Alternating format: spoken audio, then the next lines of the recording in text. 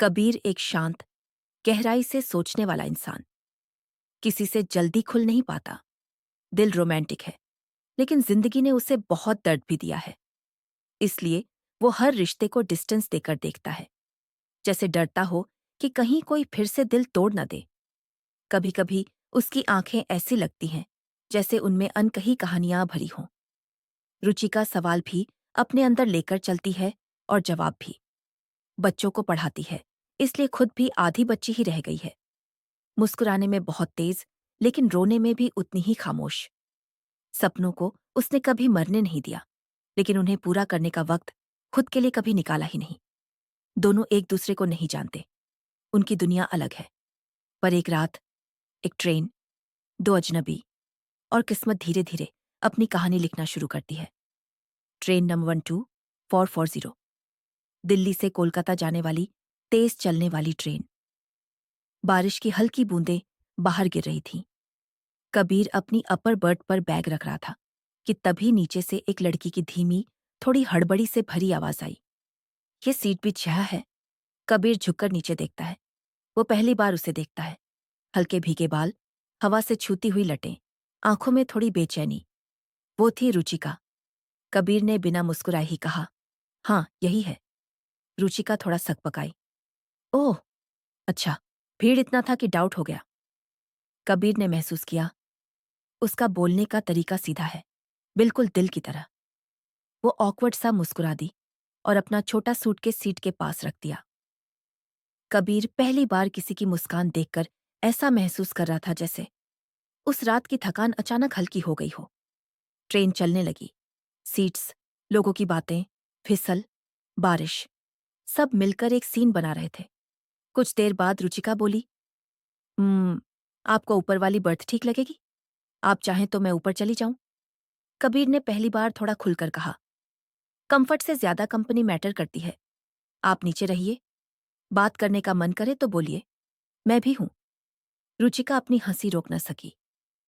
आप बोलेंगे नहीं तो भी मैं बोल दूंगी। मैं चुप नहीं रहती। पहली बार कबीर खुलकर हंसा।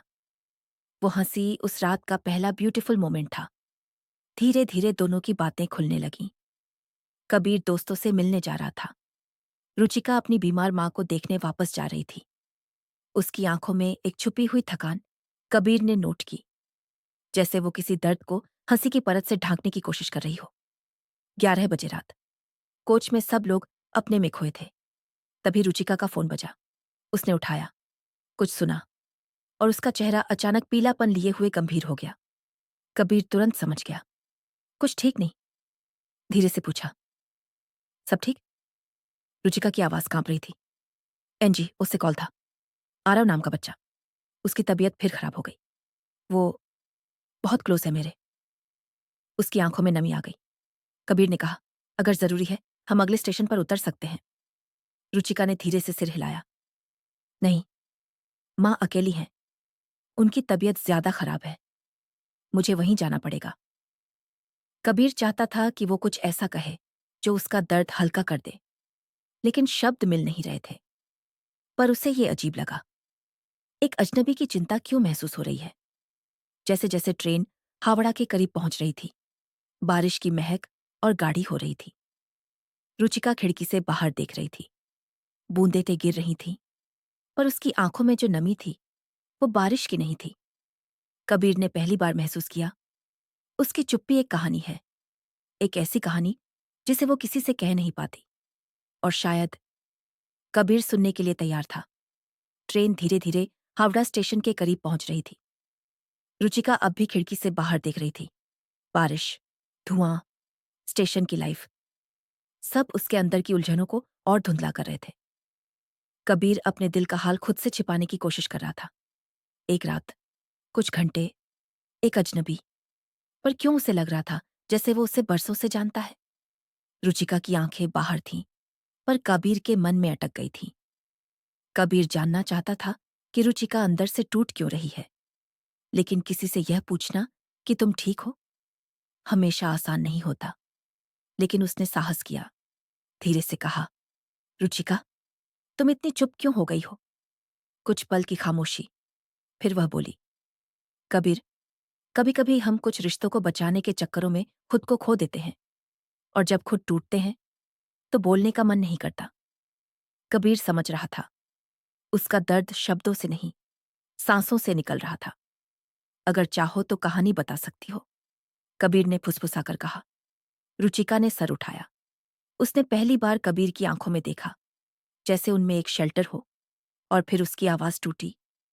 मेरे पापा मुझे और मेरी मां को छोड़कर चले गए थे, और उस दिन मैं किसी को खोने के डर से डरना सीख गई। कबीर के दिल में कुछ कस गया। वह कुछ कहने ही वाला था कि ट्रेन प्लेटफॉर्म पर रुक गई, और एक नया मोड़। रुचिका जल्दी में अपना बैग उठाती है। कबीर भी उतरता है। स्टेशन पर भारी भीड़ थी, लेकिन दोनों एक दूसरे को ही खोज रहे थे। कुछ दूर पर रुचिका की मां उसे देखने आ चुकी थी। वह उनके पास भागी। मां ने उसे गले लगाया। कबीर दूर खड़ा था। उसकी आंखों में एक अजीब सी बेचैनी थी, जैसे वो कहना चाहता हो, मत जाओ। पर हक किसका था? रुचिका ने मां को अंदर भेजा और कबीर की तरफ आई। बारिश की बूंदें अब भी गिर रही थीं। वह धीरे से बोली, कबीर, तुम्हें पता है, कुछ लोग जिंदगी में देर से आते हैं, लेकिन सही वक्त पर आते हैं। कबीर की सांस अटक गई। तो क्या मैं सही वक्त पर आया? उसने पूछना चाहा, पर शब्द निकल न सके। रुचिका ने मुस्कुराकर कहा, एक रात में भी कुछ रिश्ते बन जाते हैं, लेकिन यह लेकिन एक कबीर को चुभ गया। लेकिन क्या? रुचिका की आंखें भर आईं। मैं किसी को फिर खो नहीं सकती, इसलिए शुरुआत करने से पहले ही डर लग रहा है। कबीर उसका दर्द महसूस कर रहा था, लेकिन वो भी तो उसी रास्ते पर चला है। खोना, डर, अकेलापन। उसने उसका हाथ हल्के से थाम लिया। रुचिका, अगर तुम डर रही हो तो डरो, लेकिन मुझे मत जाने दो। उसका हाथ कांप गया, पर उसने हाथ नहीं छोड़ा। अचानक रुचिका का फोन दोबारा बजा। एनजी। उसे कॉल था। आरव की हालत और बिगड़ गई थी। उसे तुरंत आना था। रुचिका का दिल दो हिस्सों में बंट गया। माँ, एनजीओ और कबीर। उसने कबीर से कहा, मुझे जाना होगा अभी। कबीर समझ रहा था। उसकी आंखों में प्यार था, पर वह बोल नहीं पाया। रुचिका जल्दी में गई। रुककर पीछे देखती है। कबीर अब भी वहीं खड़ा था, बारिश में भीगता हुआ।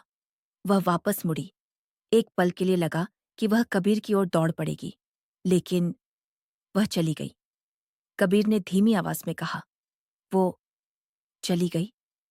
और इस बार वह सिर्फ प्लेटफॉर्म से नहीं गई थी। कबीर के अंदर से भी कुछ टूट कर गिर गया। कबीर कोलकाता में था, पर मन वहीं अटका था। ट्रेन में, स्टेशन पर, रुचिका की आंखों में। वह कई बार खुद को समझाने की कोशिश करता। बस एक रात थी, एक सफर था, भूल जा। पर उसका दिल उसे झूठा कहता। दूसरी तरफ रुचिका भी यही लड़ाई लड़ रही थी। एनजीओ में बच्चों के बीच होती, मां के पास होती, पर कबीर का चेहरा बार बार सामने आ जाता। उसने 2 दिन तक कबीर को मैसेज नहीं किया, क्योंकि वह डर रही थी। अगर हम शुरुआत करेंगे तो क्या मैं बचा पाऊंगी? लेकिन तीसरे दिन उसे कबीर की याद अब डर से भारी लगने लगी। उसने हिम्मत कर नंबर मिलाया। Switched off. उस रात पहली बार रुचिका की आंखों से आंसू बाहर आए। अब वह भाग नहीं रही थी, वह कबीर को ढूंढ रही थी। अगले दिन सुबह वह स्टेशन पहुंची। पागलपनों जैसा था सब कुछ। कलकत्ता स्टेशन के प्लेटफॉर्म पर कबीर कहाँ मिलेगा?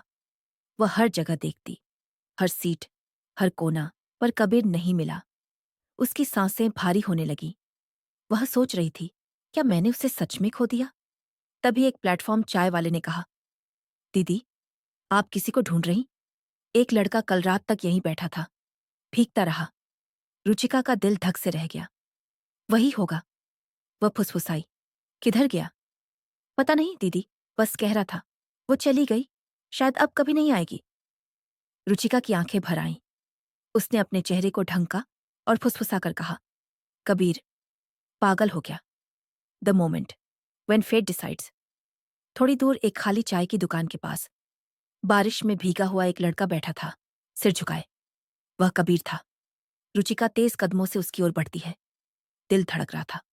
सांसें तेज, आंसू गिरते जा रहे थे। उसने कबीर के सामने पहुंचकर धीमे से कहा, कबीर, कबीर ने सर उठाया। रुचिका उसके सामने खड़ी थी, भीगी, कांपती और उसकी आंखों में प्यार भर चुका था। दोनों कुछ पल एक दूसरे को देखते रहे। फिर रुचिका धीरे से बोली, डर था कि तुम भी चले जाओगे, पर जब तुम सच में चले गए तब समझ आया कि मैं किस चीज से भाग रही थी। कबीर ने पहली बार राहत की सांस ली। और अब? उसने पूछा। रुचिका ने उसका हाथ पकड़ लिया। अब नहीं डरूंगी, तुम रहो, मैं रहूंगी। कबीर ने उसकी ओर कदम बढ़ाया। रुचिका उसके सीने से लग गई। बारिश गिर रही थी, लेकिन दोनों के दिल अब सूख चुके थे। गाया, या वो वापस आया? कबीर ने उसके बालों को पीछे कर हल्की आवाज में कहा, मैं तो बस चाहता था कि तुम एक बार पीछे मुड़कर देख लो। रुचिका हंसते हुए रो पड़ी। मूर्ख कहीं के, तुम चले नहीं थे कबीर, मैं ही देर से पहुंची।